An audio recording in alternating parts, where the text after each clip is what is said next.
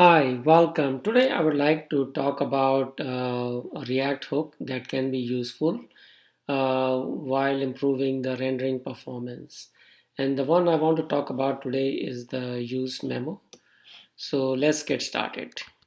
So I've already prepared some code to be able to demonstrate that. So let me just show you when I'm running that. And this is a same code base I've used earlier as well. Uh, so essentially, if you look at this, this is a component that we are displaying. And within this component, I'm going to essentially hit this button. And you can see it says get list called. And if I hit it a few times, it's getting called quite a few times. So we want to essentially make an optimization because this get list doesn't really need to be called because the list is pretty static here. So let me show you the code here for a second. So essentially we were clicking and we were dispatching some events and so on.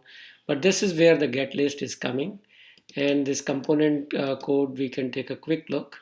This is where I say console log get list call, and it just takes an array and maps it and gives us some set of options.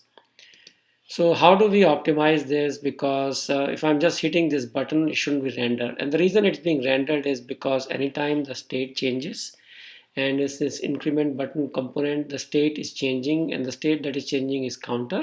So it is rendering the whole function here, and that's why it's called this as well. So to optimize this, you can use memo, and let's see if I can change that.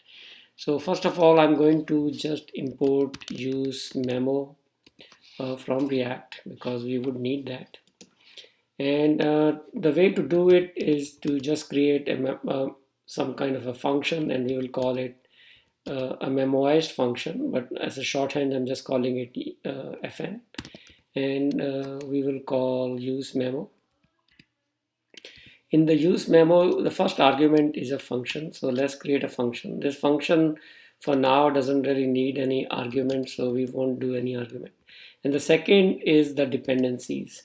In our case, since we know when this component is first rendered, the programming list is static and does not change, so it does not really have any dependencies. So that's kind of the signature of this thing. And let me now fill in the contents of this function.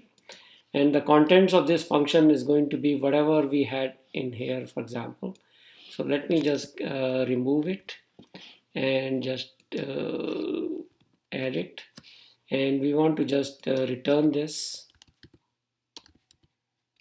So I could just get a return something. And now we want to use this memoized function in here. So let's just do that. And I'm using this memoized function or something that is cached. And now let's see what the difference here is. So now if you look at it, if I hit counter, you can see that the get list is not called because this does not really affect the listing in here. And when I do this, you can just see it is just basically changing this.